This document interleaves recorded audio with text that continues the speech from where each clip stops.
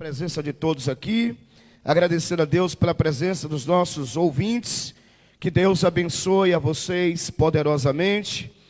E vamos então falar um pouco, encerrando hoje o estudo sobre vitimismo. Os amados irmãos podem abrir aí na última página do estudo, pois aqui que nós estaremos dando sequência à última aula sobre vitimismo. Confesso aos amados irmãos que eu estou bastante satisfeito com esse estudo, porque ele foi de extrema relevância e de muita importância para o nossa aprendizagem.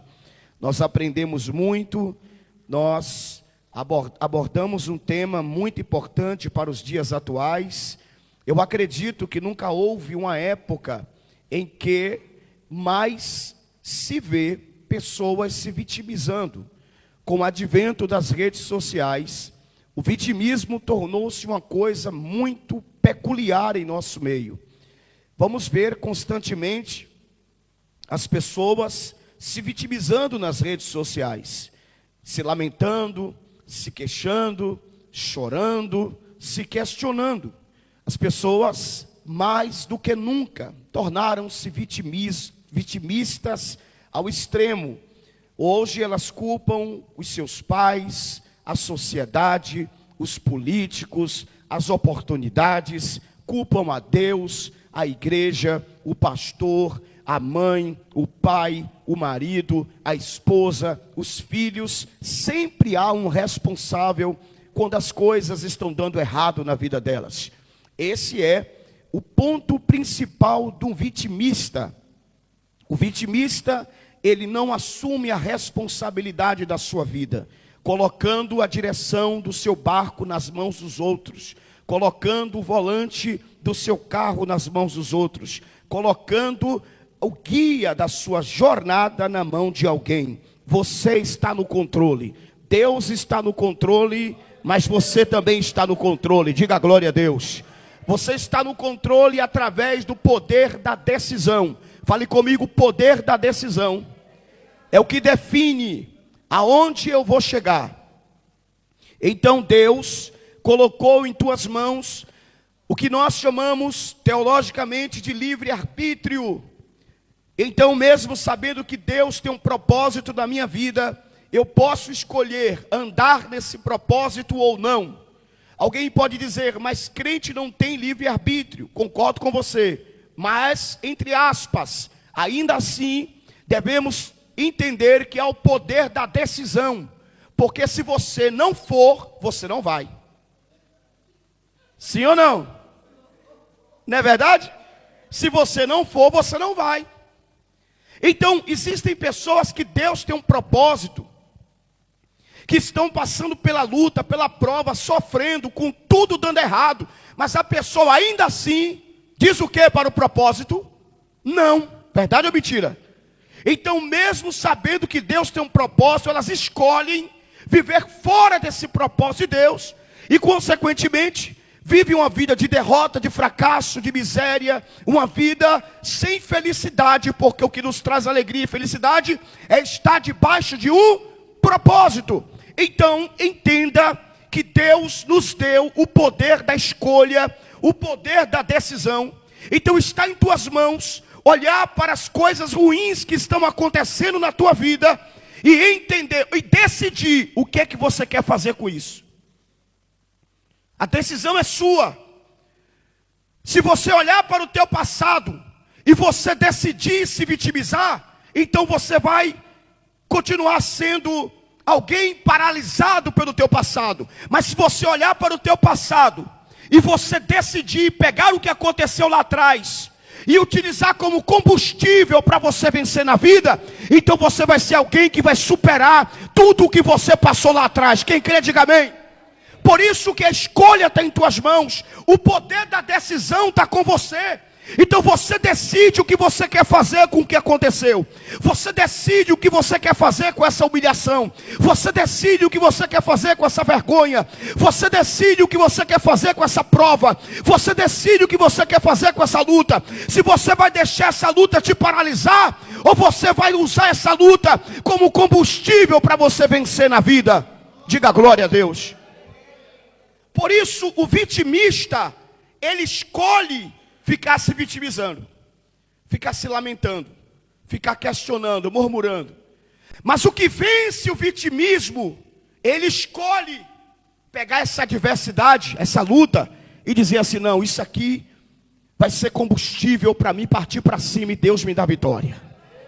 Porque na força de Deus eu vou vencer os meus inimigos. Diga glória a Deus. Então assim, o vitimista, ele está doente.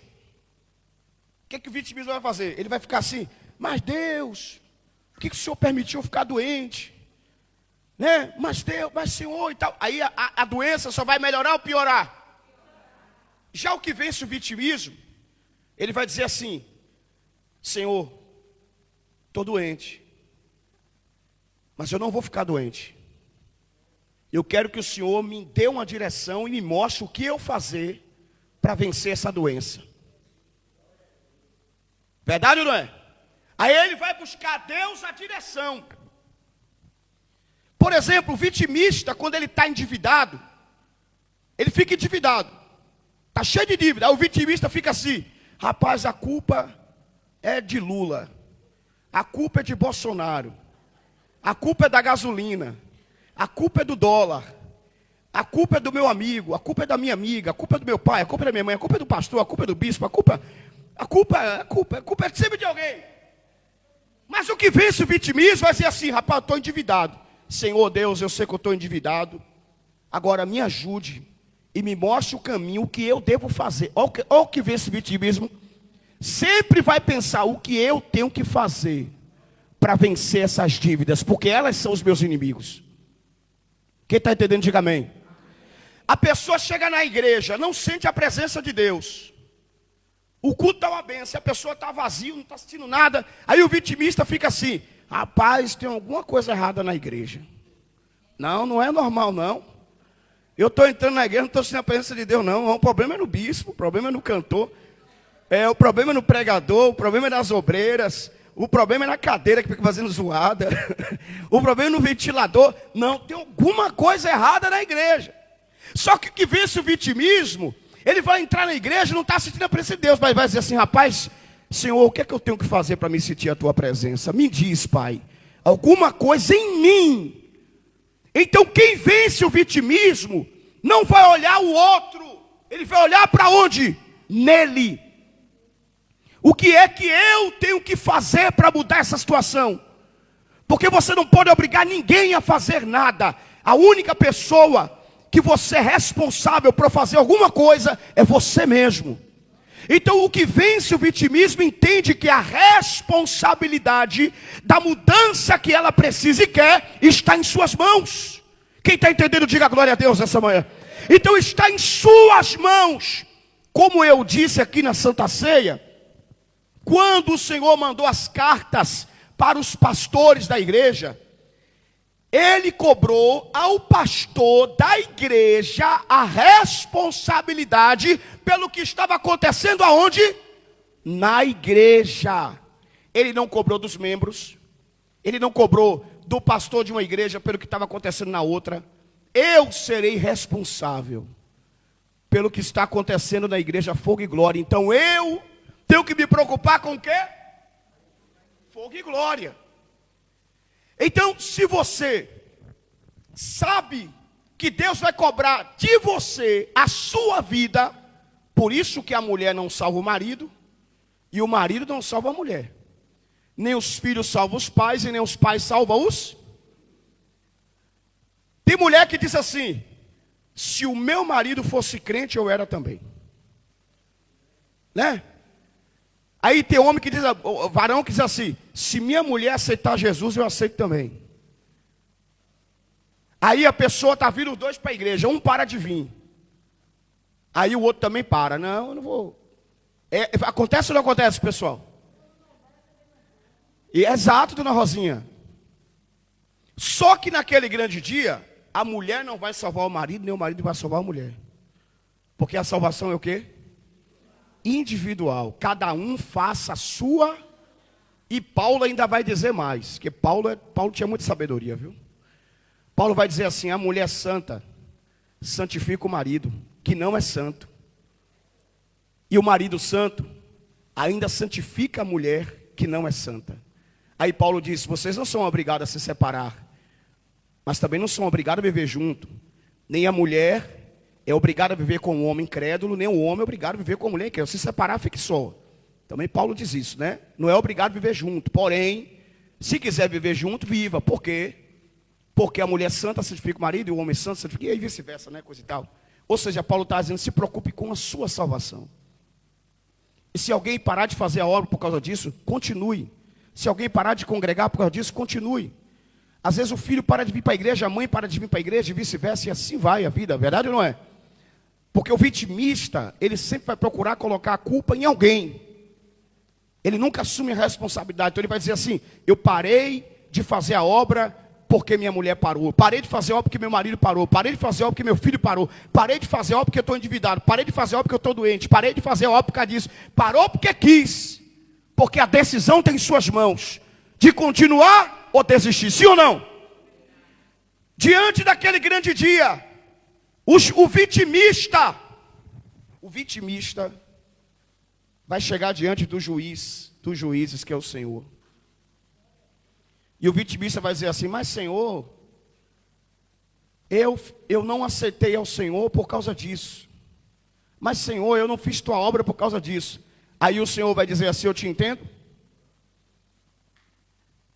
Alguém está diante de um juiz, numa sessão em um tribunal. Aí o juiz chama, se pronuncie o réu. Não é assim? É assim ou não é? Vocês que conhecem aqui de tribunal. Aí a pessoa se levanta e vai dizer assim, por que você roubou? Aí a pessoa, eu roubei porque eu estava passando por uma situação difícil. Estava endividado, precisava levar comida para dentro de casa. Por causa disso, por causa daquilo. Começa a se vitimizar. Aí eu pergunto para você, isso vai comover o juiz? Não vai comover. Porque diante da lei não existe vitimização. E por que a gente fica se vitimizando, irmãos? Fala a verdade. Quantas vezes nós nos vitimizamos dentro da igreja? Quantas vezes nós nos vitimizamos para a nossa própria vida? E eu posso ser sincero com vocês aqui essa manhã? A pior coisa, e perdoe usar essa palavra aqui, é uma palavra pejorativa e uma palavra forte. Mas eu vou usar essa expressão forte para ficar gravada na tua mente. A pior desgraça que pode existir na vida do ser humano é a vitimização. Sabe por quê? Porque o vitimista, ele nunca vai mudar de vida. Ele vai morrer e a vida dele não muda. E ele vai chegar no final da vida e vai dizer assim, a culpa foi de Deus, que não fez nada para me mudar de vida.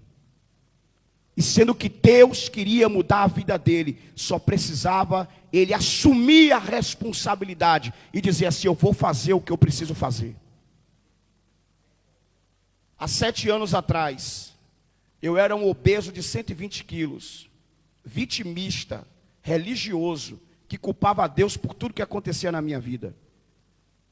Mas quem acordava de manhã e comia pastel com suco no irmão que vendia na bicicleta era eu. Quando chegava às 10 horas da manhã eu ia lanchar. E o lanche ia na panificadora de Luiz aqui na rua, como é o nome? Esqueci o nome da rua, Arigatô, antiga Arigatô, né? E lá eu comia novamente, porque era o lanche. Tomava um suco de bomba baiana, com um pão daquele vara, cheio de coisa. Quando chegava 11 horas, que passava na casa de minha mãe estava cozinhando, e ela, faz um lanche aqui, meu filho. E eu comia de novo. Quando chegava meio-dia, eu almoçava de novo. Quando chegava 3 horas da tarde, eu ia lá em Luiz e fazia um lanche, porque eu estava com fome. Quando chegava às 6 horas da noite, para não vir para a igreja com fome, eu comia novamente. E quando acabava o culto, eu ia para uma pizzaria. E eu fazia programa de rádio de noite. Meia-noite eu fazia programa de rádio. E quando acabava o programa de rádio, praça de alimentação, tomar mingau, porque senão o bebezinho Ia dormir de noite e ia morrer de fome. Não é muita comida? Mas a culpa era de quem? Deus. Eu botava a culpa em Deus. Não, Senhor, porque eu nasci assim, com metabolismo lento. Tudo que eu como engordo. Mas quando eu entendi que a responsabilidade era minha, então eu entendi que eu que precisava fazer alguma coisa para mudar. Quando você entende na sua vida que a responsabilidade pela mudança que você precisa é sua, então você não vai ficar... Que isso, velho?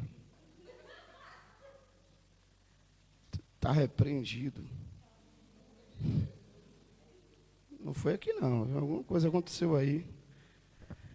Quando você entende que a responsabilidade é de quem? Sua. Então você não vai ficar esperando Deus fazer o que é para você fazer. Você não vai ficar esperando alguém fazer o que é para você fazer. Você não vai ficar esperando o outro fazer aquilo que é para você fazer. Glória a Deus, quem pode dizer amém? Então, a responsabilidade da vida espiritual é sua. A responsabilidade da saúde é sua. A responsabilidade da saúde mental é sua. A responsabilidade pelo que você sente é sua. A responsabilidade pelas suas atitudes é sua. Então isso eu estou dando um resumo sobre o que é vitimismo. É não transferir nem colocar na mão do outro a responsabilidade que é tão somente sua. Então quando você entende isso, você se torna inabalável.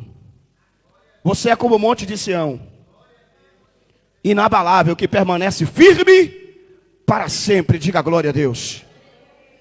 Não é fácil vencer o vitimismo. É um caminho difícil. Porque fala a verdade, irmãos, quando alguma coisa não dá certo na minha vida, é mais fácil eu assumir a responsabilidade e ocupar o outro. Não é verdade? Deixa eu ver o que está acontecendo aqui, irmãos. Que alguma coisa está... Algum Bluetooth está conectando aí. Eu tirei aqui. Tirei. Então, é muito mais fácil eu transferir a responsabilidade para o outro, sim ou não? É verdade ou não é, irmãos? Ainda, eu não estou dizendo aqui que você é culpado. Tem coisas que acontecem que você não é culpada. Você não é culpado. Que você realmente é uma vítima. É verdade ou não é? Você realmente é uma vítima. Existem coisas que acontecem na nossa vida que verdadeiramente nós somos vítimas. Mas a gente não pode pegar estas coisas que aconteceram em nossa vida e nos vitimizar, porque ser vítima e vitimização são coisas totalmente diferentes. Quem entende, diga amém. Alguém que foi abusado sexualmente na infância é uma vítima. Alguém que sofreu um golpe de estelionatário é uma vítima. Alguém que sofreu uma acusação, uma calúnia, que sofreu um roubo, por exemplo, é uma vítima, sim ou não? E a gente pode citar vários exemplos aqui de vítima. Mas aí se você pegar essa problemática que aconteceu e se vitimizar, aí que está o problema. Por exemplo, a mulher, vou citar um exemplo aqui, foi enganada por um homem. O homem chegou lá, enganou, iludiu, né? Falou assim, eu vou casar com você, eu vou ser o homem perfeito para você. Não tem? Tem ou não tem? Ou não acontece isso no Brasil? Né? A mulher foi uma vítima. Eu assisti outro dia, na Netflix, O Golpista do Tinder. Quem assistiu esse documentário aí? Né? O homem se aproximava das mulheres por essa rede social chamada Tinder. E lá ele iludia as mulheres e ele tirava dinheiro das mulheres. Mas muito dinheiro. A mulher fazia empréstimo e botava casa no nome dele, carro no nome dele. E depois do nada ele desaparecia. Tomava tudo, deixava a mulher arrasada. E depois, duas mulheres que aconteceu isso, começou a pesquisar na internet e descobriu que não eram só elas. Eram mais de 100 mulheres que ele fazia isso. Ele andava de jatinho, tinha segurança, relógio de ouro, Ferrari, Porsche, O cara tinha muito dinheiro fazendo isso, irmãos. Muito, milionário. Então elas eram o quê? Vítimas. Mas a questão é, aí teve uma delas que falou assim, ó, eu não posso me vitimizar. Eu vou pegar isso que está acontecendo na minha vida e vou transformar em combustível para paralisar ele. E que ele não venha fazer com outras. E daí que começou toda a movimentação para paralisar esse homem que prejudicou a vida de muitas mulheres. Você está entendendo a diferença? Enquanto muitas pegavam esse problema e ficavam depressivas, paravam a vida toda, algumas chegaram ao suicídio. Estas outras decidiram pegar esse problema para ser um combustível para a transformação e mudança que elas queriam que acontecesse. Entendeu a diferença? Quem está entendendo a diferença? Por exemplo, a tua vida espiritual não está como você gostaria que estivesse. Estou dando um exemplo, né? Eu, por exemplo, quando a minha vida espiritual não está como eu quero que esteja, eu não coloco a culpa em ninguém. Nem em mim mesmo. Eu não uso a palavra culpa. Tira a palavra culpa do teu vocabulário. E coloca a palavra responsabilidade. Então eu não culpo ninguém, mas eu me responsabilizo. E eu penso comigo, o que eu tenho que fazer para mudar isso? Então eu vou orar mais. Eu gosto de ir para o monte, vou para o monte. Vou me consagrar mais. Vou ver, Senhor, o que é que eu tenho que fazer, o que é que eu estou fazendo, que está me impedindo de estar espiritualmente como eu quero estar na tua presença. Então, quando eu assumo essa responsabilidade, as coisas começam a acontecer. Amém, irmãos? Então, a responsabilidade de sentir a presença de Deus é sua. É sua, meu irmão. Não importa quem está pregando, quem está cantando, quem está dirigindo o culto. É você e Deus. Mas eu não estou sentindo, bispo, a presença de Deus como antes. Então, assuma essa responsabilidade. E não coloque nas mãos dos outros a responsabilidade. Quer ver uma coisa? Eu não concordo. Eu estou falando, Paulo. Eu aqui abro parênteses. Eu estou dando uma opinião minha. Posso dar? Posso dar uma opinião minha? Que ninguém casa para ser feliz. Se você coloca a responsabilidade da tua felicidade na mão de outro, isso é muito preocupante. Porque no dia que este outro não fazer você feliz, aí você vai do alto para baixo rapidamente, sim ou não? E tem gente que faz isso, não faz? Pega a felicidade dela e coloca na mão de outro. Aí no dia que o casamento não dá uma oscilação ou não está bem, aí a felicidade da pessoa despencou. Aí vem o quê? A decepção. É verdade ou não é, irmãos? A responsabilidade em ser feliz é minha. Eu esteja casado ou não, com fulano ou não, se a mulher está bem ou se o marido está bem, problema dele, mas você tem que ser feliz com você e Deus. A felicidade está em suas mãos e não coloque na mão de outro, porque a felicidade está em tuas mãos, diga glória a Deus. A mesma coisa aquela pessoa que precisa de coisas para ser feliz. Verdade ou não é? Não é não, missionário? Tem que dizer assim, quando eu comprar o carro eu vou ser feliz. Compra o carro e não é feliz. Quando eu comprar casa eu vou ser feliz. Comprar casa não é feliz. Quando eu viajar eu vou ser feliz. Seja feliz primeiro com Deus e com você. Se você for feliz com Deus e com você, então quando você encontrar alguém, ou se você já tem alguém, quando você casar, ou quando você encontrar uma pessoa que você quer, ou não sei, então você já é feliz. Então essa pessoa vai agregar na sua vida, mas você não vai ser dependente de ninguém. Amém, irmãos? Quem entendeu, diga glória a Deus. Então, fazendo um resumo de todo o nosso estudo aqui, porque eu dei um resumão aqui. Se eu perguntasse para o senhor, e se eu perguntasse para a senhora que está aqui essa manhã, o que é vitimização em uma frase, o que você me diria? Alguém tem coragem de falar? Ou que me ouve pela rádio, alguém que me ouve na rádio também, se quiser falar o que é vitimização, dentro desse resumo, Tainá, em uma frase para você, fala para a gente aí. Uma palavra. Eu resumo a vitimização na palavra prostração. Como é? Fica prostrado. Se prostrar, muito bem, porque ela está falando se prostrar diante das adversidades, né, Tainá? Das adversidades. Exatamente, gostei. Aplauda Jesus aí pela vida de Tainá. Porque como Tainá disse, a pessoa está passando por uma luta, né, missionário? Né, meus irmãos? Aí a pessoa se prostra. Paralisa. Aí vai mudar? Ou então fica assim.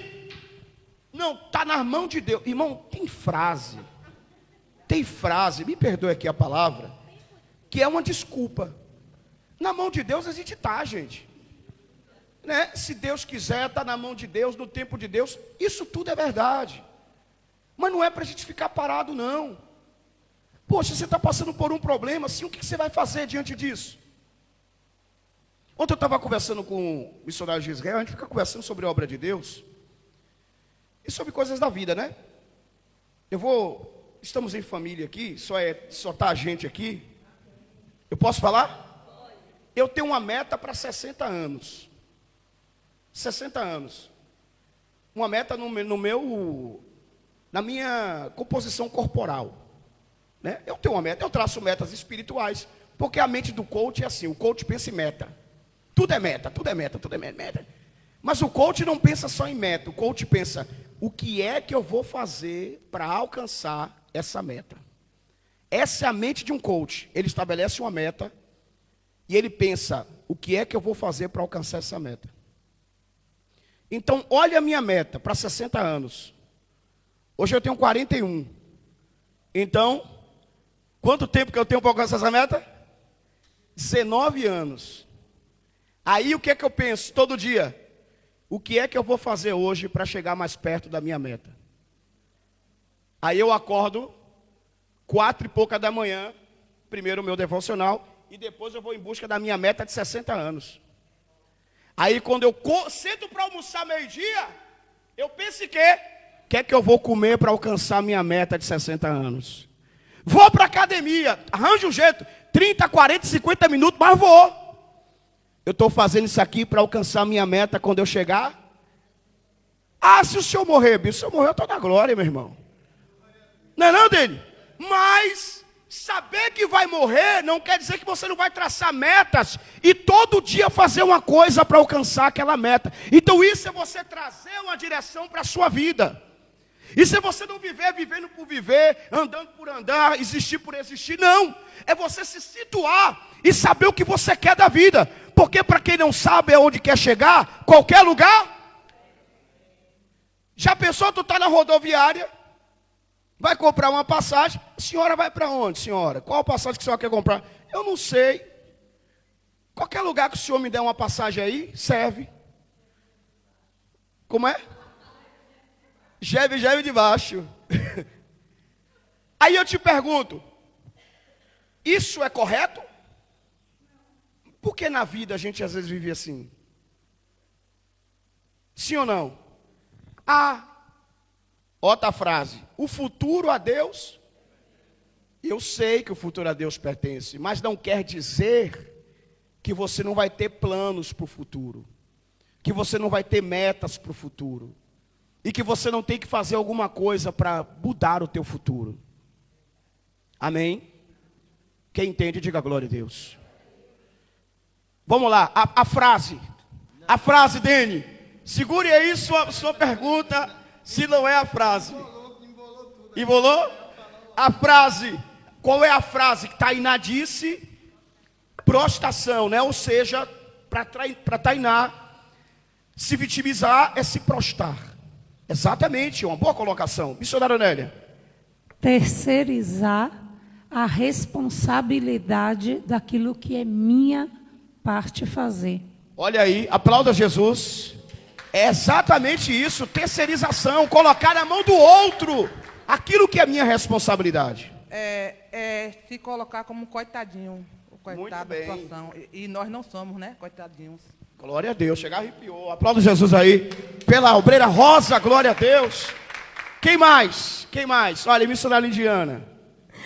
Bom dia, paz e graça a todos os ouvintes da Rádio Web Fogo e Glória e a todos que estão aqui para a glória do Senhor. A frase que eu falo nessa manhã é perseverança. Amém. Perseverar. Glória a Deus. Perseverança também é assumir a responsabilidade. Sim ou não, meus irmãos? Glória a Deus. Falei para alguém essa manhã. Minha mãe estava falando comigo, né? Agora de manhã, minha mãe falando assim: rapaz, eu quero parabenizar você, meu filho. Eu falei: obrigado, minha mãe. Aí eu falei: por que a senhora quer me parabenizar? Ela falou assim: eu era para me te falar isso há vários dias, mas hoje eu lembrei. Eu observei que no dia que faltou luz na igreja, mesmo assim vocês continuaram o culto, né? Eu falei: a gente continua. Ela falou: eu estava aqui observando tudo. Então eu falei assim: se a gente não puder correr, a gente anda. Se a gente não puder andar, a gente se arrasta. Mas a gente não para. Diga glória a Deus. Amém, meus irmãos? Então essa é... Porque assim, se a gente fosse vitimista, o que ia dizer? Não, vamos parar o culto, né? Faltou luz. Coelba não presta. O diabo se levantou. O inferno, Satanás. E a gente fica aí tudo... Ó, gente, vamos para casa, né? Sabe aquele aluno que não quer ir para a escola, já vai para a escola doido para acontecer alguma coisa? Rapaz, quando eu estudava, não era brincadeira não. Eu já ia doido para ter aula vaga. Rapaz, Deus ajude que tem aula vaga hoje. Aí quando eu olhar lá na lista dos professores, aí eu ficava procurando: professora fulana veio hoje, professor fulano. Doido para o professor não vir, que é para ir embora. E colocar a culpa em quem? No professor. Dene. É verdade. Bom dia, paz do Senhor a todos. Bom dia, paz do Senhor. Aconteceu algo com uma pessoa assim, bem amiga assim da gente. Aconteceu algo, né, com essa pessoa, e aí eu estava conversando com o Tainá hoje de manhã. Aí falei: rapaz, aconteceu isso. Aí ela: rapaz, o diabo eu não sei não. E começou, né, culpar o diabo. Sim. Aí eu falei assim: rapaz, certo que ele é desgraçado, ele é miserável, ele faz mesmo. É verdade. Ele faz e acontece, mas tem coisas que a gente mesmo faz coisas que aí depois a gente vai e colhe como é que fala? A consequência daquilo que a gente plantou. Então, exatamente, nem tudo é o diabo. Às vezes a gente mesmo faz as coisas e depois passa pela situação colhendo o que plantou. E aí vai falar que é o diabo, vai falar que o diabo se levantou, vai falar que foi isso, que foi aquilo. Perfeito. E a gente mesmo que provoca aquela consequência. É isso mesmo, Deni. Isso é também não ser vitimista, né? Porque assim, o que é que a Bíblia diz? Não deis lugar, mas quem dá lugar é quem? A própria Bíblia vai chamar a gente para a responsabilidade. Não é verdade? Então o diabo está tentando. Jesus falou para os discípulos: o diabo está no meio de vós peneirando. A quem vai derrubar? Não deixe lugar ao diabo, ó. Fiquem espertos. Então o diabo está nos tentando, irmãos. Né? Tá ou não tá? Lançando seta, ó. Sabe, a pessoa às vezes tem uma discussão com alguém e o diabo fala assim: rapaz, tu é besta, vai lá, quebra a cara dela mesmo. Dá um murro na cara dela, dá um tapa na cara. Fala ou não fala? Que eu já recebi seta assim. Já. Né? Já recebi, não vou mentir. Fez? Mas é isso. Se a pessoa não vigiar, a pessoa dá lugar ao diabo. Aí a consequência daquele ato que foi impensado e induzido pelo diabo, quem vai ficar com a consequência? E às vezes, irmãos, por causa de uma coisa pequena, gera um grande problema para a gente, é ou não é? Uma coisa tão simples, que poderia a gente agir com mais calma, colocar na mão de Deus, sabedoria. É verdade ou não é? Que gerou um grande problema. Uma palavra, né? Então, devemos ter muito cuidado com isso, né, irmão Deni? E não dar lugar ao diabo, como disse muito bem o nosso irmão Deni aqui essa manhã. Glória a Deus. Vamos aqui então fazer a leitura do nosso estudo. Na última página, se vocês... Missionária Nélia, temos aí algum comentário no grupo da rádio? Alguma pessoa?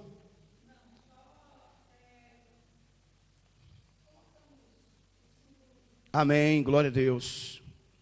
Pronto, aleluia.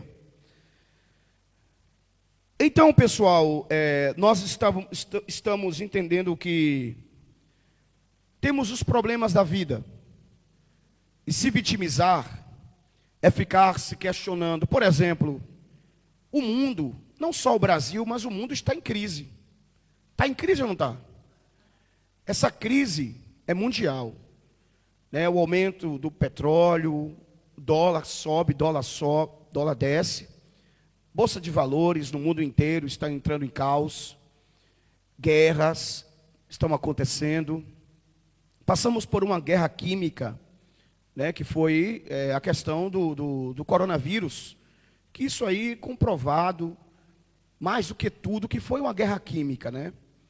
Sabemos que a China, eu sei que esse vídeo aqui vai ser milhões de pessoas que vão assistir. Então eu tenho que ter cuidado com o que eu digo, porém, eu vou falar. A China, ela é uma grande potência mundial, né? E a maior guerra hoje é a guerra química, aonde se espalham doenças, enfermidades. Aí você acha que a China, com toda a inteligência, experiência laboratorial que tem, o vírus escapou do laboratório. Você acha, irmão? É só uma criança mesmo. Eu acho que nem no laboratório aqui de Feira de Santana, em Imagem, um vírus não escapa. Aí vai escapar de um laboratório um vírus tão importante que eles descobriram que, né? Exatamente, a guerra cibernética agora faz as pessoas de idiotas. As pessoas, infelizmente, deixam ser levadas por idiotas em acreditar que foi acidentalmente que um vírus escapou de um laboratório tão importante. Eu trabalhei na Nestlé. Para tu entrar na Nestlé, tu não podia ter barba, tu não podia ter cabelo grande. Quando ia entrar, isso eu trabalhei há 12 anos atrás. Quando ia entrar na Nestlé, a roupa já ficava lá. Tu vestia uma roupa que era lavada por eles, higienizada por eles. Aí tu passava por um negócio lá que era uma detetização. Aí depois, para entrar na sala, tu passava por outra detetização. Para entrar na sala, que, por exemplo, o leite, que eu operava a máquina do leite, para entrar na sala do leite, meu amigo tinha que entrar lá e não podia sair, não. Era detetizado, porque se um vírus, que a pessoa viesse de fora para dentro, com o vírus daquele, e contaminasse ali o leite, por exemplo, fosse para a mesa das pessoas, entendeu? Aí ia dar muita coisa errada. Então, veja, uma Nestlé, uma empresa multinacional, mas não o nível de um laboratório que está na China. E vocês acreditam? Não é, né, meu irmão? Então, até hoje é assim. Unhas cortadas. Então, todo um padrão de higiene, né, para que um vírus não viesse de fora para dentro. Então, tu acha que um laboratório que já trabalha com esse sistema viral, a nível de extrema importância, o vírus saiu por acidente? Não saiu por acidente. Só pensa quem vai acreditar nisso. Então, passamos por uma guerra química. A guerra química trouxe em si uma guerra, uma crise financeira para o mundo inteiro, né? Porque o mundo fechou. Então, imagine, prejuízo. E hoje nós estamos colhendo fruto disso. Mas, tem muita gente que está ganhando muito dinheiro por aí. Vocês sabiam disso? Pois é. Veja que, na época da crise, teve gente que ficou rico. Vendendo álcool, vendendo máscara, vendendo isso, vendendo aquilo. Foi ou não foi? Aí eu pergunto para você, quem ficou rico? Foi o vitimista ou aquele que disse assim, já que eu não posso mudar o que está acontecendo, eu vou me adaptar ao que está acontecendo? Aí eu pergunto para você, vou falar da gente aqui, fogo e glória. Não fica assustado, não? Posso falar de verdade? Só entre nós aqui? Só tá eu e vocês aqui. Foi o tempo que a igreja mais cresceu, foi na crise. Vocês lembram a igreja antes da crise? E olha para a igreja agora depois. A gente cresceu mais de 100%, irmãos. Foi na crise que a gente abriu a rádio. Lembra, senhora Anélia? Sem dinheiro. A gente não tinha dinheiro. Foi para fazer culto 2 horas a gente fazia, culto 3 horas a gente fazia, culto 6 horas a gente fazia, era para botar máscara a gente botava, era fazer distanciamento, tudo que mandava a gente fazia, mas a gente não parava, a gente falou assim, se é para se readaptar, a gente vai se readaptar, mas a gente não vai parar. Teve lives, né, e a gente E também, graças a Deus, veio a rádio, aonde, graças a Deus, a gente consegue hoje levar a palavra de Deus para muitas pessoas que não estão aqui na igreja, né? Então, foi aí agora, por exemplo, foi o tempo que a gente mais cresceu e a gente está em crescimento. Aí eu pergunto para você, você sabe quantas igrejas fecharam na crise? Muitas. E eu vou te dizer aqui, tem igreja que até hoje não se recuperou na crise. Eu passo por igrejas que eu conheço, que antes eram lotadas. E hoje, dá 5, 10, pouquinha gente. Agora, sabe por quê? Porque a pessoa não se readaptou e ficou se vitimizando. Ah, já que está acontecendo isso, não tem o que fazer mesmo, bora fechar a igreja. Bora fechar as portas. Né? E aí vamos para a chácara, vamos descansar, vamos fazer isso, vamos fazer aquilo. É tempo de fechar. E ficou usando até versículo bíblico para provar, né? E chamando os que estavam abertos de irresponsável. Graças a Deus aqui, Deus guardou todo mundo. Não morreu ninguém, nem vai morrer. A gente vai ser arrebatado. Diga a glória a Deus. Quem crê, diga a glória a Deus. Então assim, se a Fogo e Glória fosse uma igreja vitimista, meu amigo, poderia não fechar as portas, mas ia dar trabalho para se levantar, viu? Então essa é a diferença. Aquele que não se vitimiza, ele vai se readaptar. Ele vai dizer assim, já que não tem o que eu fazer, eu vou me readaptar a isso. Deus o livre. A pessoa nasceu sem os braços, nasceu sem as pernas. Ela tem duas opções. Ficar se vitimizando ou se readaptar da forma que ela nasceu. Sim ou não? Tem gente que fica se vitimizando, mas tem outros que se tornam grandes palestrantes. Né? Nick. Tem um galeguinho, né? Nick. E eu já assisti umas 2 palestras dele, e o cara é bom, viu? O cara é bom e é milionário, ganhou dinheiro. Ou seja, ele pegou aquilo que estava acontecendo na vida dele e se readaptou. Não, você já viu um aqui no Brasil? Tá vendo? Você já viu um aqui no Brasil, que ele nasceu assim? Ai, quase dá um negócio na minha coluna aqui agora. É sério, gente? Vocês já viram? E ele palestra, ganha dinheiro, passou no Fantástico, é palestrante, ganha dinheiro, escreve com a boca assim, ó. Camarada pegou isso que aconteceu na vida dele, se readaptou e ficou rico. Ele poderia estar o quê? Se lamentando, se questionando, se vitimizando, sim ou não? Às vezes a pessoa, porque cortou o dedo, está em tempo de morrer. Oh Deus, por que o Senhor permitiu eu cortar o meu dedo? Senhor, eu não sou teu filho não, Senhor. O Senhor não está comigo não, meu Deus. Que luta é essa, meu Pai? Meu Deus, eu não aguento, eu quero morrer. Não vim peguei porque está com o dedo cortado, não pode falar, não vou ler a Bíblia porque eu estou com o dedo cortado. É ou não é? Quem está entendendo esse estudo aqui essa manhã, diga glória a Deus. Estou dando esse resumo para ficar bem gravado em nossa mente.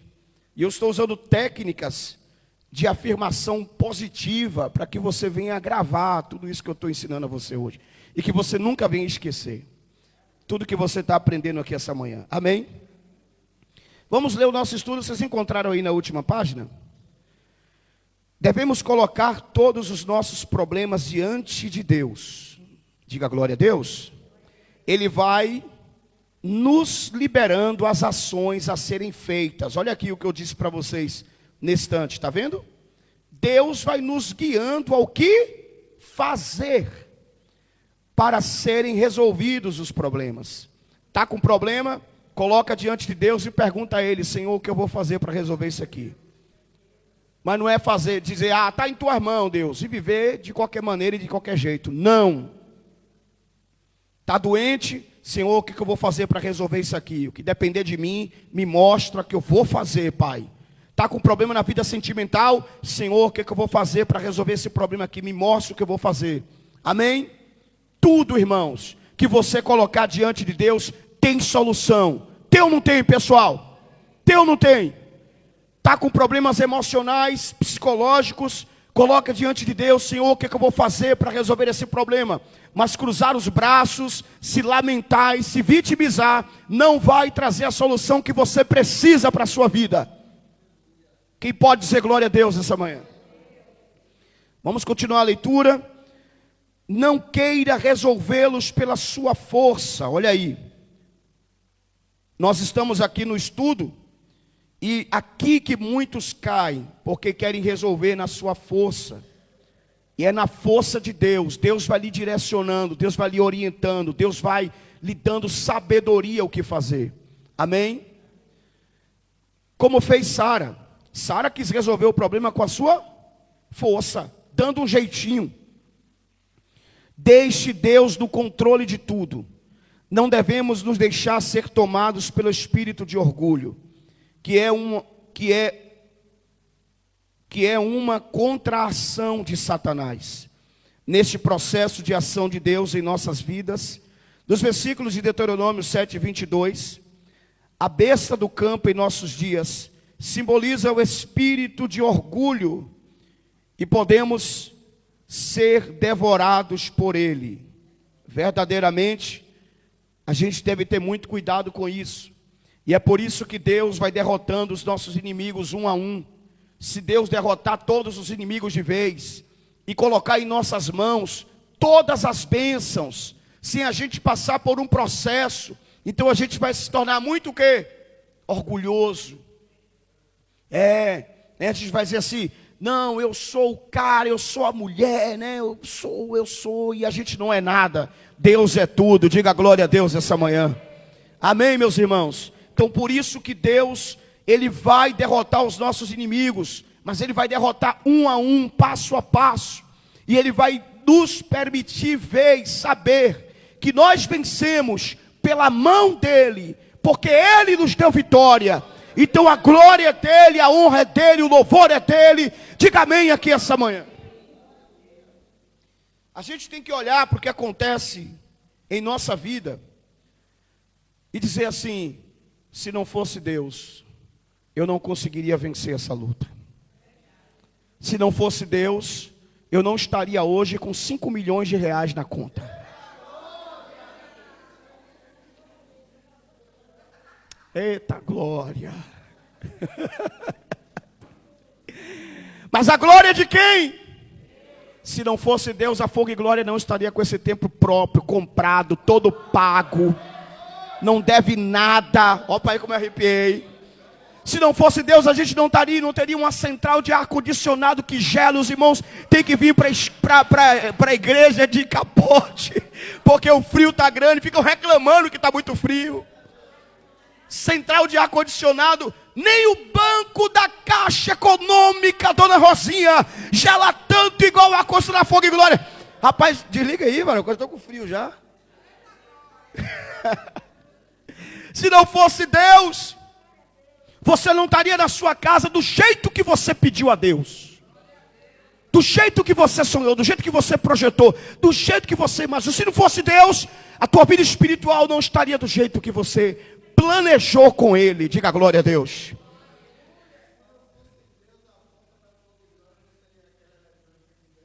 É verdade, Denis. Se não fosse Deus, não seria essa daí. Eita glória, aleluia, amém, irmãos? Então tudo é Deus que faz. E realmente é Ele que faz, sim ou não, gente? Que se fosse pela nossa força, nossa capacidade, nossa inteligência, a gente não seria nada. Verdade ou não é? Seríamos pó e cinza. E a gente nunca pode perder essa essência de reconhecer que Ele é o Senhor de nossa vida, Ele é o Senhor de tudo. É por isso que o cristão que não é dizimista, é muito, muito perigoso isso, porque ele não está reconhecendo que é Deus quem dá vitória a ele. Abraão foi dizimista antes da lei. Não havia lei, né, missionária Nélia? Na verdade, obreira Rosa, não havia lei. Ou seja, Abraão foi antes de Moisés. Então Abraão não havia lei ou obrigação que ele tinha que ser dizimista. Então por que Abraão foi dizimista quando ele venceu a batalha dos 5 reis? Sabe por que ele foi dizimista? Porque Abraão, com um bocadinho de escravo, venceu uma batalha contra reis.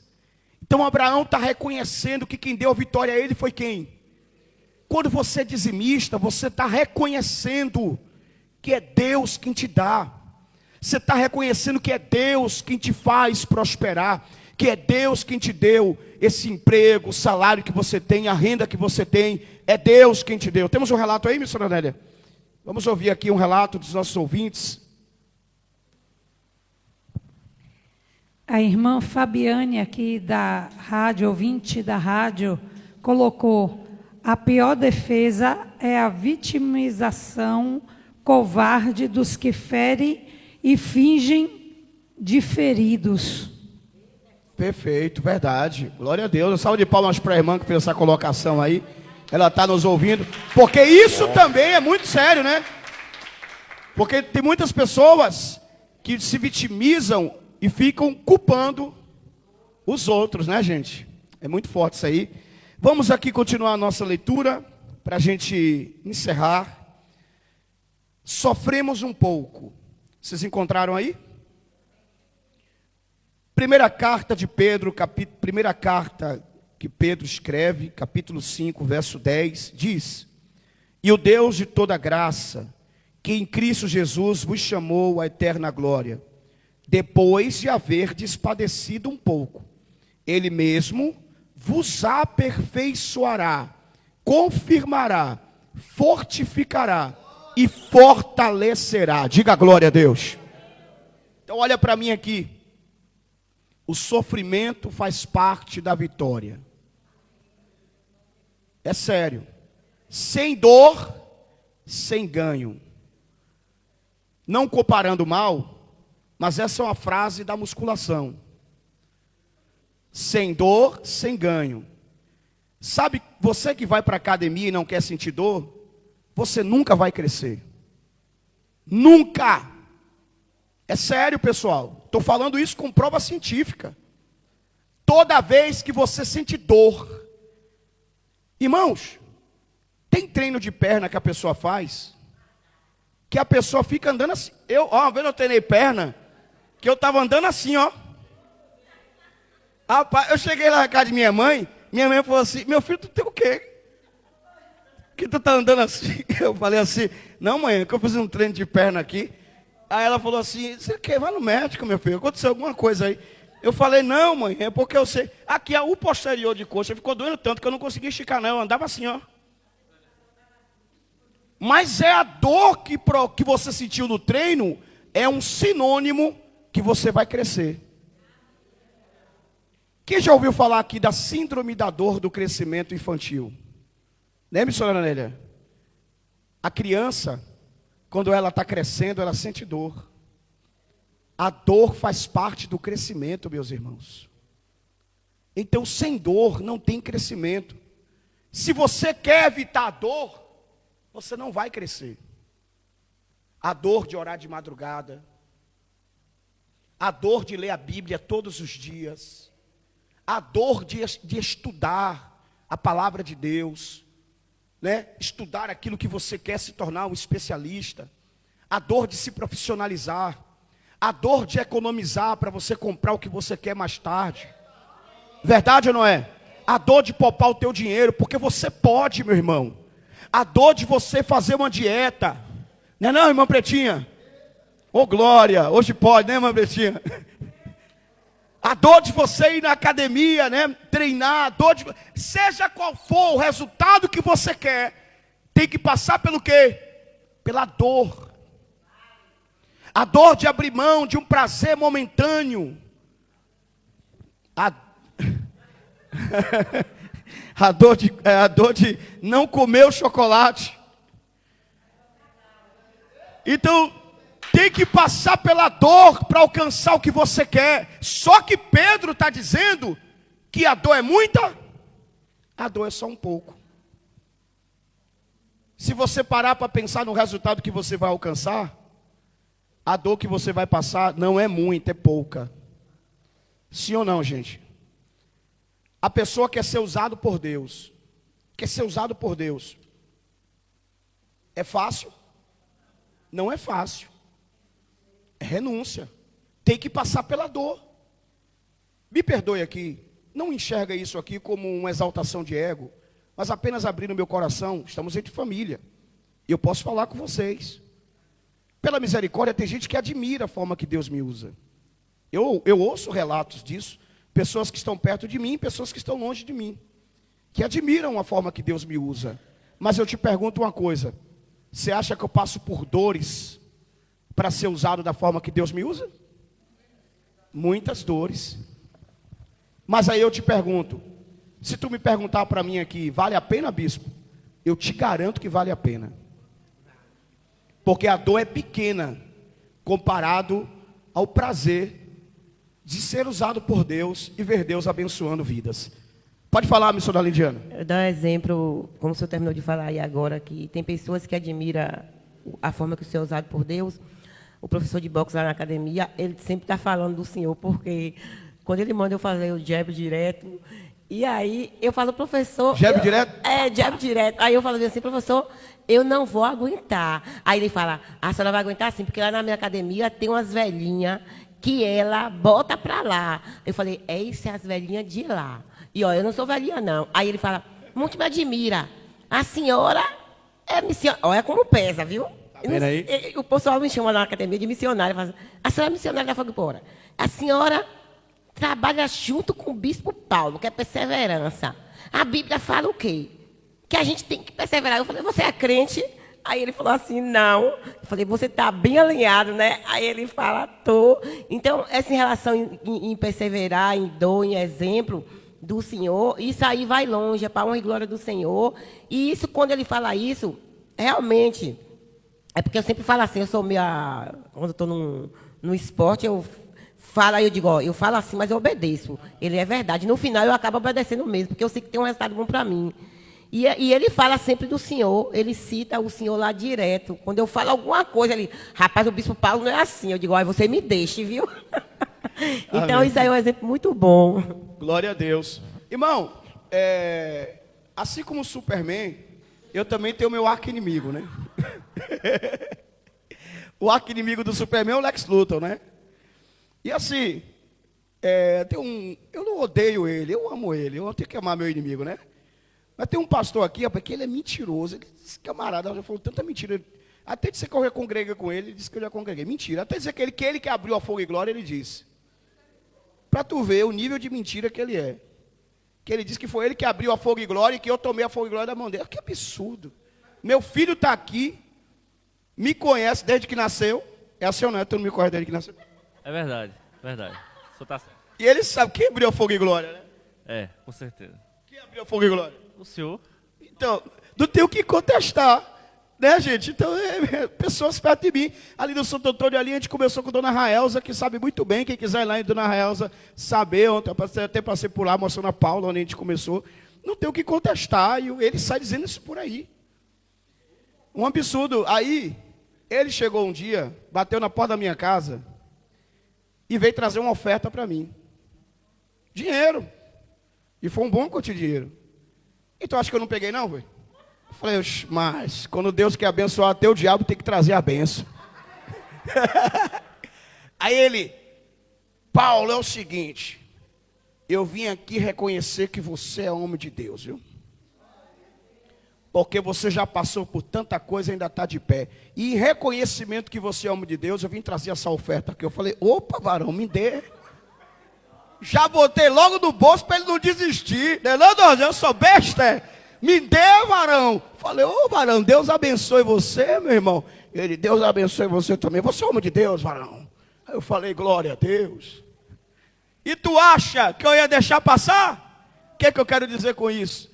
Que até os nossos inimigos têm que reconhecer que você é de Deus, meu irmão. Porque você é resiliente, você não é vitimista. Diga glória a Deus. Amém? Quem pode dizer amém essa manhã? Vamos fechar o nosso estudo, que hoje já conversei demais, não foi? Hã? O quê? Falaram foi, tá vendo aí? Aí, ó, vocês falaram, hoje eu conversei demais. Ah, tá certo. Ó, durante o tempo, paramos aqui durante o tempo, né? Durante o tempo de espera pela resolução de Deus em nossos problemas, existirá o sofrimento.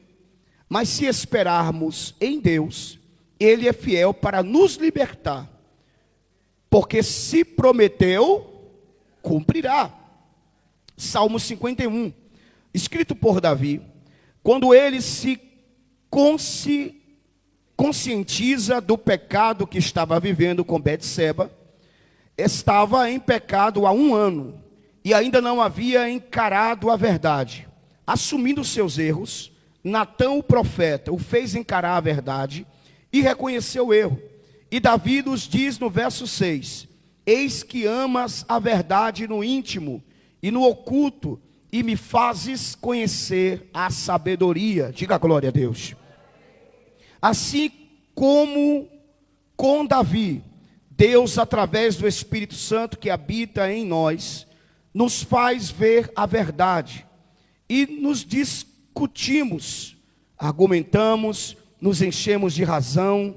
E a razão é o campo de batalha de Satanás contra o ser humano. Para escaparmos da sua vontade, perdermos a nossa visão de Deus, e então somos derrotados, porque saímos do campo do Espírito, que é o de atuação de Deus, e nos transportamos para o campo da razão, que é o de Satanás. Tiago 1:22 nos alerta a respeito de sermos enganados pelas nossas próprias razões, pelo nosso raciocínio. E diz assim: e sede cumpridores da palavra, não somente ouvintes, enganando-vos com falsos. Olha aí, pessoal, o que é que adianta você ouvir falsos discursos e se enganar por eles? E me perdoe aqui a sinceridade, o que está cheio de falsos discursos por aí, sim ou não? Muitas pessoas estão na igreja e não mudam de vida, porque estão no campo da razão, como foi dito aqui nesse estudo, se iludindo, não reconhecem que precisam mudar, não assumem suas responsabilidades, não assumem que verdadeiramente precisam tomar uma atitude diferente, seguir um novo rumo e assumir a responsabilidade das coisas que estão acontecendo em suas vidas. Quantas pessoas Deus tem uma promessa em fazer essa pessoa prosperar, mas essa pessoa faz o que para isso? Nada. E então passa anos e a prosperidade não vem, e ela vai se encher de quê? Razão. Então ela vai dizer: a prosperidade não veio porque Deus não quis. A prosperidade não veio porque o irmão foi um falso profeta. A prosperidade não veio porque Deus não chegou o tempo. Sim ou não? Ela se enche de razão, mas ela nunca faz aquilo que é preciso fazer. Quando nós abrimos mão da nossa razão e reconhecemos que estamos errados e que precisamos mudar, então nós saímos do campo de Satanás e vamos para o campo do Espírito. Quem pode dar glória a Deus essa manhã? Porque o campo de Satanás a culpa é de Deus, a responsabilidade é de Deus, foi o Senhor que fez errado, o Senhor que fez isso, o Senhor. E no campo do Espírito Senhor, sou eu que estou errado. Eu reconheço o que eu preciso fazer para mudar isso. Me ajude a melhorar. Já viu aquele hino? Me ajude a melhorar. Sozinho não consigo mais, eu sei. Eu sou humano e só sei errar. Me ajude a melhorar. É assim ou não é? E é bem assim, né? Então vamos abrir mão do campo da nossa razão e nos entregarmos ao campo da razão de Deus, o qual nós reconhecemos que precisamos mudar, que nós precisamos trilhar um novo caminho para a glória de Deus. Quem pode dizer amém? Vamos continuar a leitura para a gente encerrar. Temos que ser como Davi, aceitarmos de imediato que erramos. Olha aí. Enfrentarmos os nossos problemas e resolvê-los. Assim como Davi, pagarmos pelas consequências do erro, Davi pagou caro pelos seus erros. Apesar de ser o homem segundo o coração de Deus, mas não reclamou, não murmurou, porque sabia que Deus era justo, e não querendo acharmos justificativas para os nossos próprios erros, devemos ser cumpridores da palavra, a Bíblia, e não somente ouvintes, e fazermos a vontade de Deus, e então tudo irá bem. Diga glória a Deus. Concluindo, nós não somos nenhuma vítima. Temos que assumirmos os nossos erros, os nossos problemas diante de Deus. Ele, pela sua infinita misericórdia, será fiel para resolvê-los, pois Ele assim nos prometeu, e Ele não mente. O que prometeu cumpre, e o que fala faz, mas é justo. Quem pode dar glória a Deus aqui essa manhã? Às vezes você chama a pessoa para entregar a vida para Jesus, e ela fala assim: Deus vai me preparar. Não é? Quem já ouviu isso? Ah, eu estou esperando Deus me preparar, ou Deus preparar, né? Ela coloca a responsabilidade na mão de quem? De Deus. Mas não está na mão de Deus. Está em nossas mãos. Devemos entender, como foi dito aqui nesse estudo, e assim como Davi, assumir a responsabilidade das nossas ações. Porque às vezes a gente quer viver como eternas crianças. Você já ouviu falar da síndrome de Peter Pan? Quem já ouviu falar? A criança que nunca cresce. Às vezes somos adultos, irmãos, mas queremos viver como crianças. E não assumimos a responsabilidade das nossas ações. E uma criança, sempre tem alguém que vai se responsabilizar por ela. E da mesma forma a gente quer viver. Mas sabe qual é o problema? É que a vida não é um filme. A vida não é uma série de Netflix. A vida ela é de verdade. E se a gente quiser viver como criança, a vida não vai respeitar isso. Pelo contrário, a vida vai nos tratar como adultos. E então as coisas se complicarão e muito. Sim ou não, meus irmãos? Por isso devemos encarar a vida com a seriedade que ela é, assumindo nossas responsabilidades e entendendo que com a força de Deus a gente pode mudar o nosso futuro. Diga glória a Deus essa manhã. E eu quero encerrar esse estudo fazendo uma pergunta muito peculiar para você. E você não precisa me responder. Responda para você mesmo. Existe alguma coisa na sua vida hoje que você não está satisfeito? Ou você está colhendo frutos que você não gostaria de colher? Saiba de uma coisa: você pode mudar isso amanhã. Mas você vai mudar, primeiro, se você colocar nas mãos de Deus, e diante de Deus, e assumir a responsabilidade das suas atitudes e das suas ações, e entendendo que a partir de então, você tem que tomar atitudes diferentes e ações diferentes, e com a força de Deus, Ele vai guiar você, te dar sabedoria, inteligência, e te mostrar o que fazer para você resolver esses problemas em nome de Jesus. Quem acredita pode dar glória a Deus aqui essa manhã.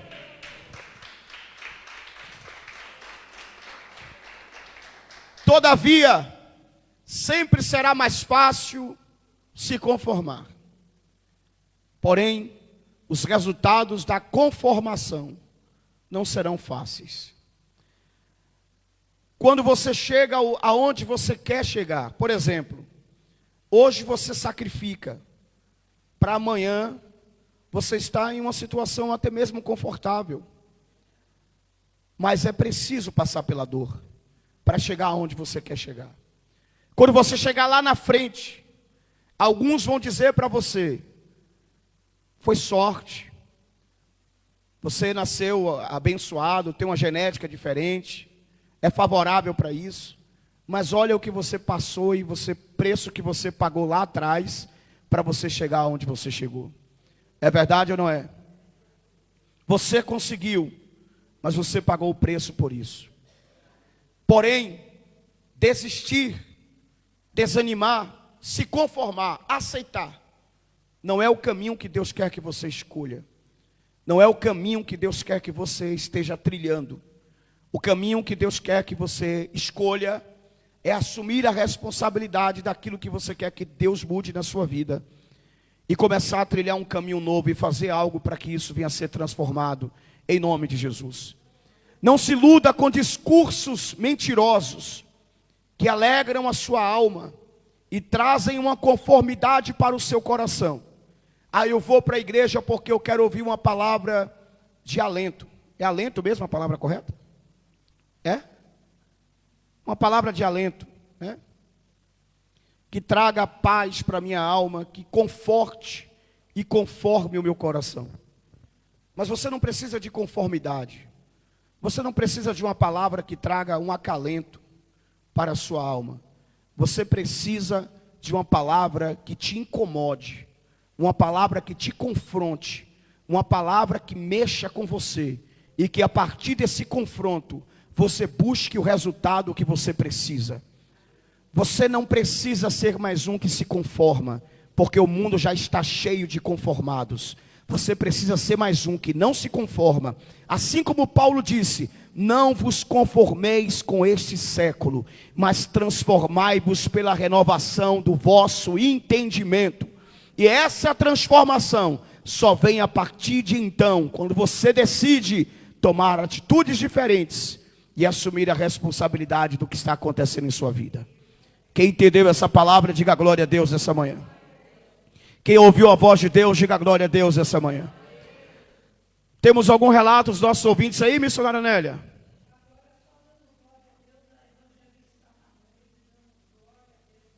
Amém, glória a Deus, aleluia. Vamos falar com Deus nesta manhã e agradecê-lo. Eu vou deixar esse estudo com vocês. Quem quer ficar com esse estudo aí? Pronto, a gente encerrou aqui esse ciclo de estudos. Vou deixar com vocês, para vocês guardar na sua casa. Volta e meia está estudando também, em nome do Senhor Jesus. Amém?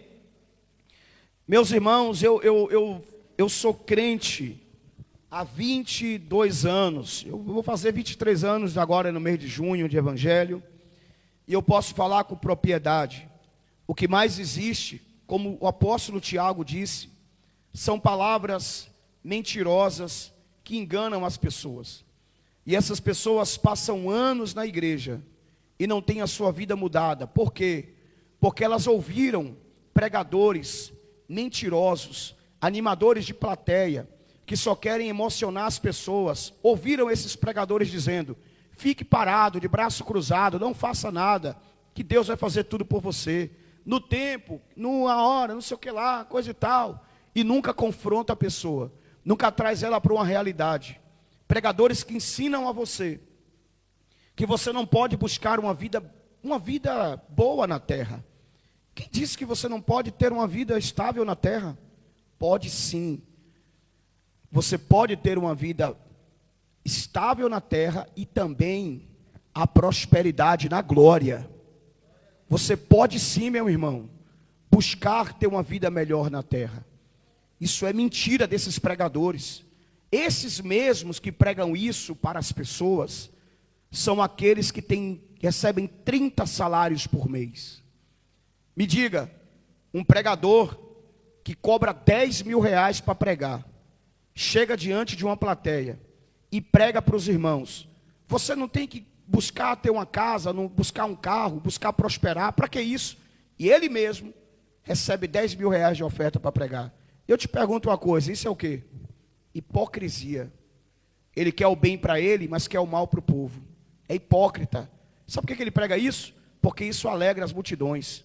Quando ele fala isso, o povo diz, oh glória, oh aleluia, é assim mesmo, Deus, fala a Deus. Porque as pessoas têm raiva daqueles que prosperam. A maioria das pessoas tem raiva daqueles que conquistam alguma coisa na vida. Enquanto as pessoas estão derrotadas, fracassadas, todo mundo está dizendo, ô meu irmãozinho, Deus é contigo. Mas quando a pessoa começa a vencer na vida, prosperar, ela começa a olhar para eles e dizer assim, ó para aí, para que isso? Para que comprar um carro desse? Para que comprar uma casa dessa? Para que usar uma roupa dessa? Para que isso? Para que tudo isso? Para que Deus não quer isso não? Para que tudo isso? É inveja, meu irmão. Porque as pessoas querem te ver nunca melhores do que elas. Elas querem te ver igual a elas ou pior do que elas. Mas quando você começa a se destacar e ser melhor do que elas, elas começam a falar mal de você e começam a te criticar, porque elas não querem que você vença na vida. Mas você está aqui para ser liberto, ser liberta e ter uma mente pensante, analisar, estudar a palavra de Deus e ver o que está escrito na Bíblia. Não ser iludido por palavras de pregadores hipócritas, que têm suas mansões e seus carros bonitos, mas querem que o povo viva na miséria. Porque é muito mais fácil oprimir aqueles que não conseguem prosperar. Mas Deus não quer que você seja dessa maneira. Lute contra os seus inimigos e enfrente os seus problemas. Essa semana nós vamos lutar contra os problemas da vida financeira. Entenda que o amor ao dinheiro é a raiz de todo mal. Não o dinheiro. É o amor ao dinheiro. Jesus tinha discípulos ricos. Você sabia disso? José de Arimateia, senador, era discípulo de Jesus, está na Bíblia. Nicodemos era rico, era discípulo de Jesus. Jairo era rico e começou a ser discípulo de Jesus. E nenhum deles, Jesus mandou entregar o dinheiro para todos ou abrir mão da sua riqueza. Jesus só falou isso uma vez, porque o jovem amava mais o dinheiro. O amor dele estava no dinheiro. O pecado é amar ao dinheiro. Isso é pecado. É o amor ao dinheiro que traz as maldições. Mas ter dinheiro não é pecado. Porque eu garanto que você que está aqui, se tivesse dinheiro hoje, chegava para mim e dizia assim: bispo, eu vou dar uma oferta de 10 mil reais no altar. Dava ou não dava? Dava ou não dava? Se você tivesse dinheiro, eu chegava, me arrepio aqui, ó. Você chegava aqui e dizia assim: bispo, nós vamos começar um programa de televisão amanhã. Falava ou não falava isso? Ou eu estou mentindo? Porque eu acredito que você fazia isso. Então me diga, o que a gente ia fazer com esse dinheiro? Coisas boas ou coisas ruins? A gente abriu aqui uma rádio, a gente investiu 10 mil reais, se for totalizar tudo. E a gente faz coisa boa ou coisa ruim com esse dinheiro que veio? Coisa boa, sim ou não? Então o dinheiro é ruim na mão de pessoas ruins. Mas o dinheiro na mão de pessoas boas, esta pessoa vai fazer coisas boas. Não pense igual os religiosos, que o problema está no dinheiro. O problema está nas pessoas. Porque o dinheiro, ele não tem sentimentos. O dinheiro é neutro. É apenas papel. São o que as pessoas vão fazer com esse dinheiro que é o problema. Mas dinheiro na mão de pessoas boas, essas pessoas boas vão fazer coisas boas. E o dinheiro na mão de pessoas más, essas pessoas más vão fazer coisas ruins. Sim ou não? E aí tem muito cristão que fica com raiva do dinheiro, com ódio do dinheiro, e diz: eu não quero dinheiro.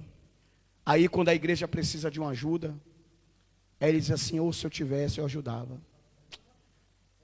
Não é não, Deni? Rapaz, hoje eu estou ali, o bispo está... rapaz, que luta, eu vejo o bispo passar ali, viu? Meu Deus, se o senhor me abençoasse, eu ia ajudar o bispo ali. Mas como que Deus vai te abençoar, labareira? Brasa viva, incendiária, comedora de fogo e rotador de brasa. Se tu está dizendo que tu não quer dinheiro. Se tu fica com ódio de dinheiro, né? Não, dinheiro para mim, me perdoe a palavra aqui, é merda. Dinheiro não é merda não, brasa viva. Dinheiro é papel. E que você consegue ajudar muitas pessoas. Pessoal, através do Dorcas, quero agradecer a Deus pela vida da missionária Onélia, a gente ajuda mais de 100 pessoas, e todos os irmãos que estão na arrecadação. Aí eu te pergunto ali, aquele quilo de alimento é o quê? Dinheiro. É dinheiro. Ou alguém foi lá no supermercado e roubou? Vocês fizeram isso não, né, missionária? Tô brincando, viu, gente? Tô brincando, hein, missionária Lidiana, missionária Onélia, irmã Pretinha também da arrecadação. Você não vai lá pegar, não vai fazer isso não, viu? Mesmo que está repreendido, uma suposição, tivesse sentado lá e pegado, mas alguém comprou, sim ou não? Dinheiro.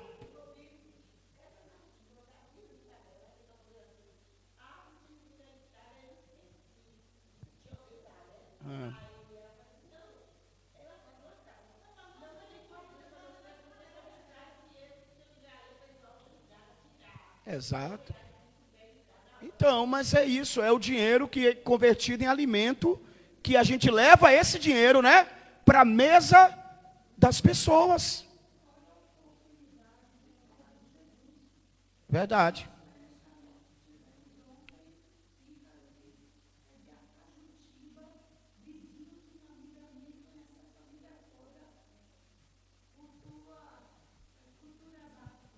Aham. Entendi. Então é isso, meus irmãos. Vamos entender que a crise financeira é um inimigo, né? As dívidas são inimigos. E a gente vai partir para cima essa semana, orando contra esse inimigo, que são os problemas em nossa vida financeira. Amém? E se você acredita, e se você confia em Deus, Deus vai honrar você e vai te fazer prosperar nessa terra, para você poder ajudar pessoas e ser fiel mantenedor da obra de Deus aqui na terra. Quem pode dizer amém essa manhã? E através da sua vida, nós teremos programa de televisão para pregar a palavra, teremos ampliação da nossa rádio, abrir mais igrejas, mais congregações, né, para a glória de Deus. Por exemplo, tivemos lá em Serrinha, no distrito lá de Candial, pregando a palavra de Deus, e as pessoas pedindo: o bispo, abre uma igreja aqui. Aí eu pergunto para você: como eu abro uma igreja sem dinheiro?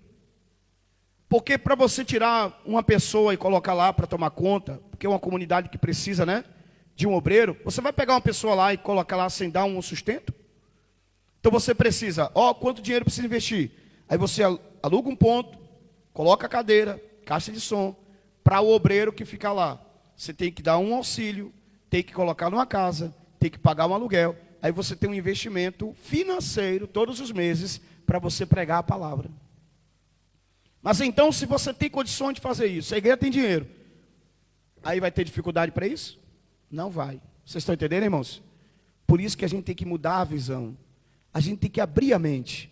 E a gente não pode rejeitar. A Bíblia diz que Deus dá o dom de adquirir riquezas.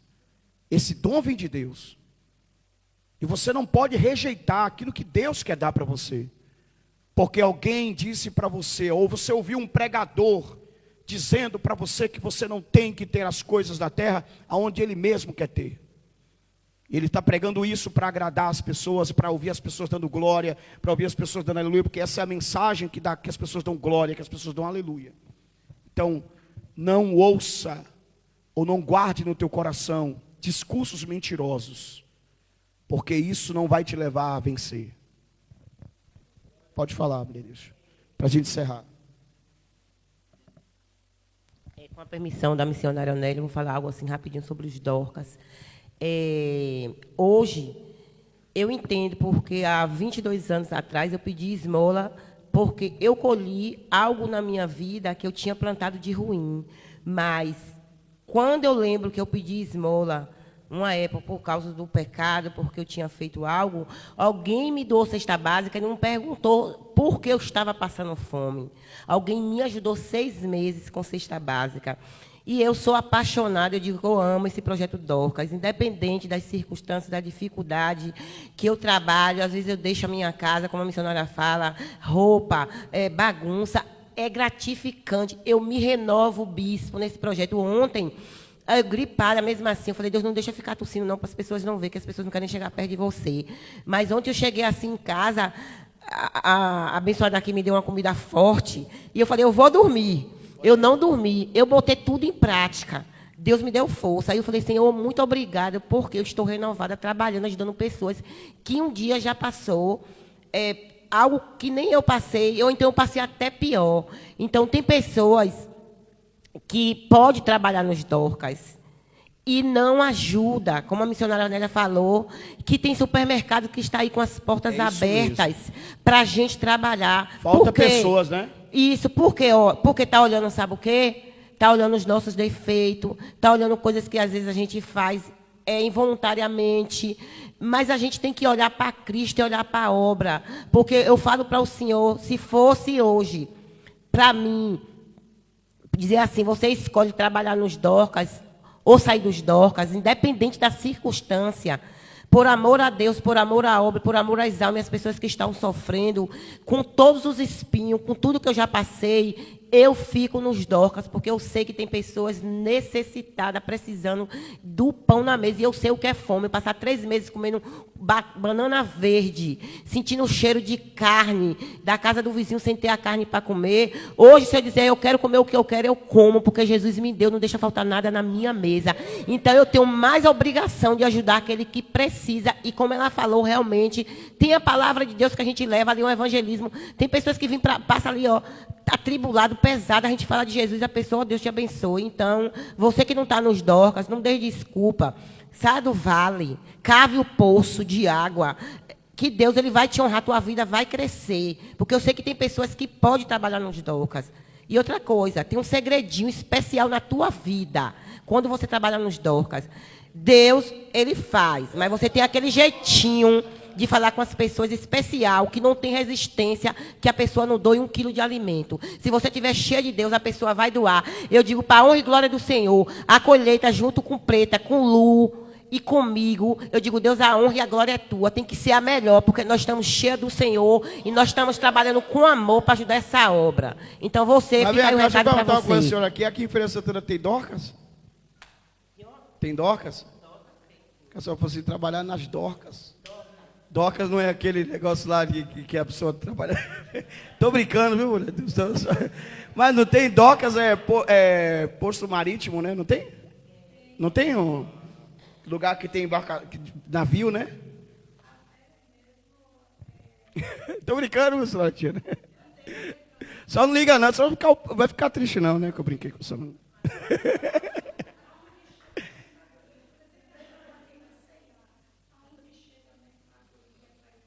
Sim, as docas, lugar de docas, e isso que vai os containers, né?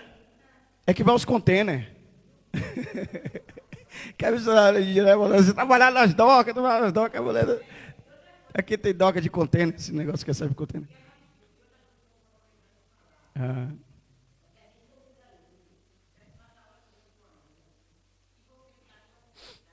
Exatamente. Amém. Falando sério, vamos abraçar esse projeto, porque assim, é dinheiro, pessoal, que a gente está arrecadando ali. Os alimentos são dinheiro. Então, esse dinheiro está sendo utilizado para quê? Para ajudar vidas e abençoar pessoas, né? Estou falando do dinheiro, a moeda física, mas o alimento, como eu disse antes, que é um dinheiro. Alguém foi lá, comprou e doou aquele alimento. E aquele alimento, né, custou 5, 10 reais, 15 reais, 20 reais. É verdade ou não é?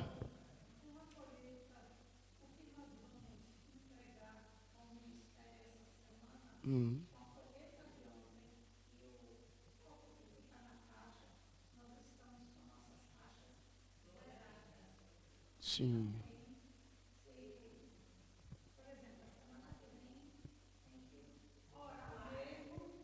Trabalhar com força. Porque, por exemplo, essas cestas que a gente distribui, elas estão aí em média de 70 a 100 reais, né? Tem cesta que passa disso. Tem cesta que passa. É verdade. Vamos arredondar para a média de 100 reais.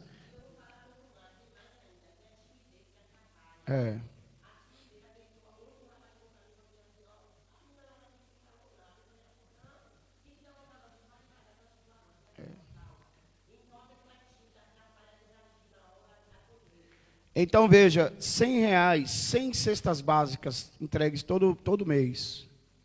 Então é quanto que dá aí? 10 mil reais.